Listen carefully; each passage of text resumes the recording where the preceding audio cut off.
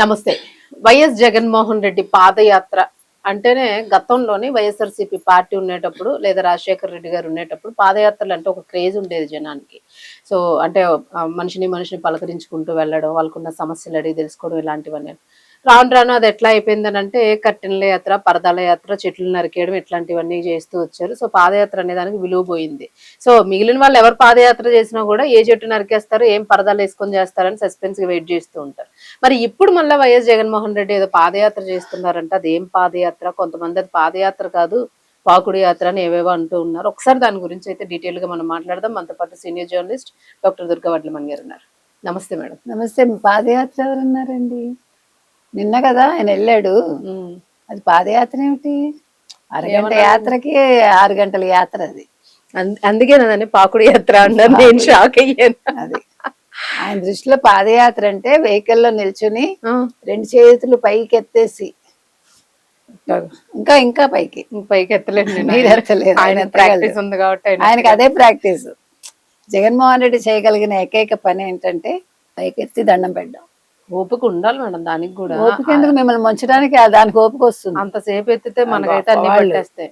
అంటే ఎత్తుతాడు దించుతాడు. నేను అది కూడా అబ్జర్వ్ చేశాను. మరి పాకుడు యాత్ర ఎందుకు అంటున్నారు? మరి పాకుతూ వెళ్తాడు కదా, పరిగెట్టుకుంటూ వెళ్ళకుండా. ఓకే. ఇప్పుడు ఎవడైనా మీరు సీదిరి అప్పలరాజుని పరామర్శించడానికి వెళ్ళి ఎయిర్పోర్ట్ నుంచి అక్కడికి వెళ్ళటానికి 6 గంటలు పడితే మరి జనాలకి అనిపిస్తుందా? కారులోనే అంతసేపు. పాదయాత్ర అంటే పాదాల మీద నడిచే యాత్ర కదా. అది మీకు నాకు తెలుసు. మా జగన్మోహన్ రెడ్డి గారికి అవన్నీ తెలియదు. పెద్ద మనిషి కదా. అంటే 53 ఏళ్ళు వచ్చాయి కదా. ఇప్పుడు 45 ఏళ్ళ దానయ్య చచ్చిపోతే 45 ఏళ్ళు వచ్చాయి పర్వాలేదు కదా అన్నాడు. 45 ఏళ్ళు వచ్చిన వాళ్ళు చనిపోవచ్చు. వాళ్ళకి వాల్యూ లేదా? 45 అంటే ఇంకా అయిపోయిన ఏజ్, రిటైర్మెంట్ ఏజ్. అదే ఇప్పుడు మనం కొత్త ఒక ఏమనాలి, జీవో తీసుకురావాలి, సిస్టమ్ జీవోను తీసుకురావాలి. అయితే ఇంకా 45 ఏళ్ల వాళ్ళు ఎవరైనా లేని వాళ్ళని వైసీపీ వాళ్ళకి అంటే జగన్మోహన్ రెడ్డికి కావాల్సిన వాళ్ళు చంపేస్తే ఏం పర్వాలేదు. వయసు పోయింది, వయసు అయిపోయి ఈ వయసు వచ్చాక ఎవరైనా పోతారు అన్నలా పోతారు. ఆ చంపిన వాడు ఎవడైతే ఉన్నాడో వాడిని మాత్రం పరామర్శించారు. ఆ చంపిన వాడికి ఎవరైతే సపోర్ట్ చేస్తారో, చంపిన వాడి స్థానంలో వేరే వాడిని పెట్టాలనుకుంటారో అలాంటి వాళ్ళ కోసం వెళ్ళి పరామర్శించాలి. ఎందుకంటే ఇది రాజకీయ కుట్ర. చనిపోయిన వాళ్ళని కాదు, చంపిన వాళ్ళని పరామర్శించాలి. కొత్తగా ఉంది మేడం అంతా. మరి జగన్మోహన్ రెడ్డి గారు అంటే మాటల మీరు ఏంటంటున్నారు అసలు? చాలా కొత్తగా ఉంది. ఇప్పుడు జగన్మోహన్ రెడ్డి దగ్గర మీరు నేర్చుకోవాల్సింది ఏంటంటే ఆయనతో పాటు ఉండాలంటే మీరు గంజారా? తెలియదు మేడం. తెలీదా? అదేంటి బళ్ళ మీద వేసుకుని అమ్మాలండి కూరగాయలు. చిన్నప్పుడు త్రినాథ స్వామి వ్రతంలోనే అందులో వేస్తే వచ్చిన వాసన తప్ప ఈ రోజు అలా అది కూడా మీ మీద కేసు పెడతారు. ఇలాంటివి చెప్పకండి. అందుకని అమ్మగలరా? లేదు హత్యలు చేయగలరా? లేదు యాక్సిడెంట్ చేయగలరా? తెలీదు మేడం, ఇవేవి తెలియదు నాకు. ఎందుకండి ఆయనతో ఉండాలని కూడా కోరుకోవట్లేదు. మీరు కోరుకుంటే ఇవన్నీ వస్తే మీకు నెంబర్ 1 స్థానం వస్తుంది. ఎంపీ మీరు ఇంకా మతం మార్చుకుంటారా? మీరు క్రిస్టియన్ గా మారితే ఖచ్చితంగా మీకు ఎమ్మెల్యే పదవి. బొట్టు లేకుండా నా మొహాన్ని నేను చూసుకోలేను మేడం. పర్వాలేదు, పైసలు వస్తాయంటారా?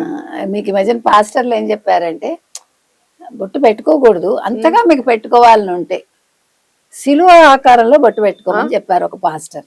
అంటే ఇప్పుడు మనకు కూడా ఓంకారం అది ఉంటది, ఓంకారంలో బొట్టు పెట్టుకోం కదా. మనం పెట్టుకోం, రౌండ్ గా బొట్టే పెట్టుకుంటాం. అంటే పైచెం రేకోపిస్తే పెట్టుకోమంటారు. ఇప్పుడు సిలువాకారంలో బొట్లు పెట్టుకోవచ్చు అని చెప్పాడు మేడం. ఇది చాలా రోజులు అయినా తెలియదు సిలువాకారంలో బొట్లు. అదే అంటే ఇది మళ్ళీ నేను ఎవరిని కించపరచట్లేదు, నా మాటలు కూడా కాదు. ఎవరిని నేను సీరియస్ గా చెప్తున్నా. ఇది పాస్టర్ గారు చెప్పింది, ఎక్కడో వీడియో కూడా ఉంటుంది కావాలంటే. ఆయన చెప్పారు, ఒక మహిళ ఏం చెప్పారంటే, లేదు నేను జీసస్ కోసం బొట్టు త్యాగం చేశాను, మా నాన్నగారు చెప్పారు నువ్వు దేవుడి అదే దేవుడి బిడ్డవైతే నువ్వు నగలు పెట్టుకోకన్నారు. పెట్టుకోవట్లేదు. కానీ నాకు అర్థం కాని విషయం ఏంటంటే మీరు నగలు పెట్టుకోకూడదు, బొట్టు పెట్టుకోకూడదు, సరే ఇవన్నీ ఓకే, 10% ఎలా తీసుకుంటారు పాస్టర్లు? మరి అది కూడా దేవుడు ఒప్పుకుంటాడా? బైబిల్లో చెప్పారా? నా చిన్నప్పుడు నాకు తెలియదు మేడం. ఈ మధ్య ఎక్కడో పూజలో వినాయకుడిని పెట్టే లేదు, అది ఊరికే ఫేక్. ఊరికేనా? ఓకే ఓకే, అవన్నీ ఫేకులండి. కానీ వీళ్ళు అన్ని ఏదో చేస్తారు. గణపతి పూజ పసుపు చేశారు. రాసుకుంటారు, ఇప్పుడు గోరింటాకులు ఆషాఢ మాసంలో ఆ, ఆ. పెట్టుకుంటున్నారు, అవును. నల్లపూసలు వేసుకుంటారు, శిలువాకారంలో తాళి కట్టించుకుంటారు, అన్ని పువ్వులు చేస్తారు. పెట్టుకుంటారు. హిందూ సంప్రదాయాలు అన్ని పాటిస్తారు. ధ్వజస్తంభాలు పెడతారు, ధ్వజ చర్చిల స్తంభాలు దగ్గర. పెడతారు, మేరీమాత కొబ్బరికాయలు కొడతారు, చీరలు పెడతారు, అగరబత్తులు వెలిగిస్తారు. తర్వాత బతుకమ్మ ఆడతారు. ఆహా. ఏసుకి బతుకమ్మ ఏంటో నాకు తెలీదు, నిజం. దానికి ఇంకేదైనా పెట్టుకోవాలి పేరు, మరియమ్మనో ఏసమ్మనో బతుకమ్మను జీసస్ కే వాళ్ళు ఆడతారు, నేను చూసాను. ఏసయ్య ఏసయ్య అని. అందుకని వీళ్ళు ఏంటంటే సెమీ క్రిస్టియన్స్ అనాలేమో. మేడం నాకు అర్థం కాదు, ఒరిజినల్ క్రిస్టియన్స్ ఎట్టుంటారు మేడం? మీకు నిజంగా అంటే అటు సైడ్ ఫారిన్ లో ఉండే వాళ్ళు ఎవరు ఇలా ఉండరండి. కన్వర్టెడ్ వాళ్ళే ఇలాగ ఇండియాలో ఏదైనా అంటే అసలు కంటే ఇదని అలా ఉంటారన్నమాట. అసలు వాళ్ళు ఎప్పుడు కూడా మీకు ముస్లిమ్స్ కూడా అసలు ఒరిజినల్ ముస్లిమ్స్ చాలా బాగుంటారు, చాలా పద్ధతులు ఉంటాయి వాళ్ళకి. అంటే వాళ్ళతోటి మీరు స్నేహం చేస్తే వాళ్ళ భాష కావచ్చు, వాళ్ళ కల్చర్ కావచ్చు, చాలా అద్భుతంగా ఉంటుంది. నాకు చాలా ఇష్టం కూడా. అంటే అంటే వెంటనే మీరు మళ్ళీ ఇంకేదో తీయకండి. బెస్ట్ ఫ్రెండ్స్ నాకు చాలా ఇష్టం. రాయల్ ముస్లిమ్స్ అయితే సూపర్ గా ఉంటారు, అలాగే క్రిస్టియన్స్ కూడా. ఇప్పుడు మా మరదలు కూడా పోర్చుగీస్ అమ్మాయి క్రిస్టియన్, రోమన్ క్యాథలిక్స్. కానీ అమ్మాయి అలా ఉండదు, ఇక్కడికి వస్తే మా పద్ధతుల్లో పూజలు అవి చేస్తుంది అమ్మాయి. బిఏ రోమన్ ఇన్ రోమ్ అన్నారు.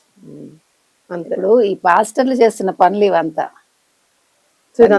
అసలు జగన్ ఇంతగా అసలు జగన్ దగ్గరికి వద్దాం. అంటే జగన్ గారి వల్ల వచ్చాయి ఇవన్నీ మనకి. సో మీరు అలా మత మార్పిడి చేసుకోగలరా అని అడిగా. చేసుకోలేనన్నారు. So you're unfit for politics, పనికిరాను మేడం, ఎస్పెషల్లీ ఫర్ వైసీపీ.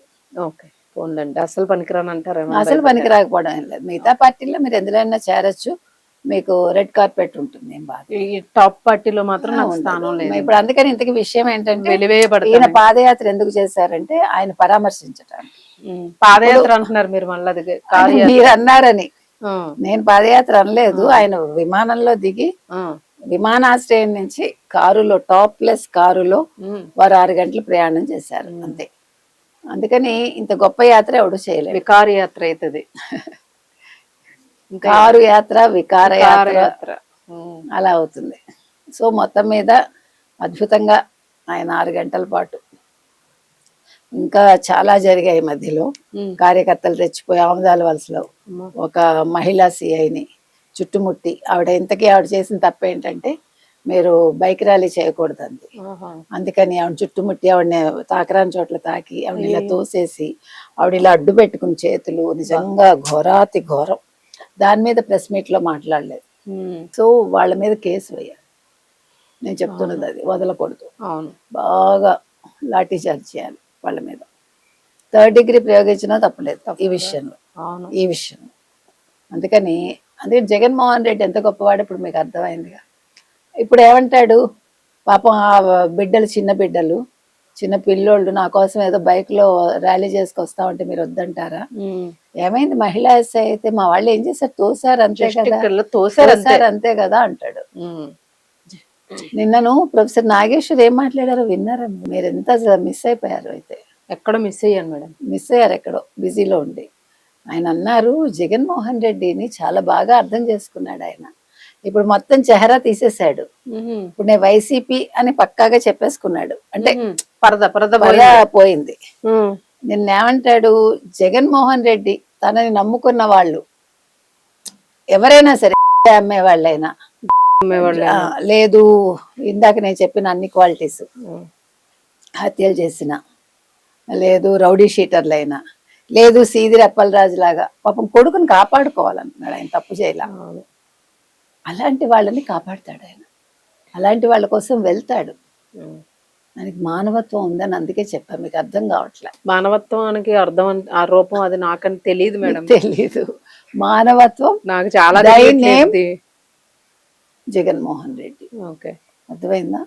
మీకు ఇవాళ చాలా సూక్తులు చెప్పాను నేను, చాలా విజ్ఞానం దంతం వచ్చింది. చాలా ఇంకా. Thanks madam. Thank you.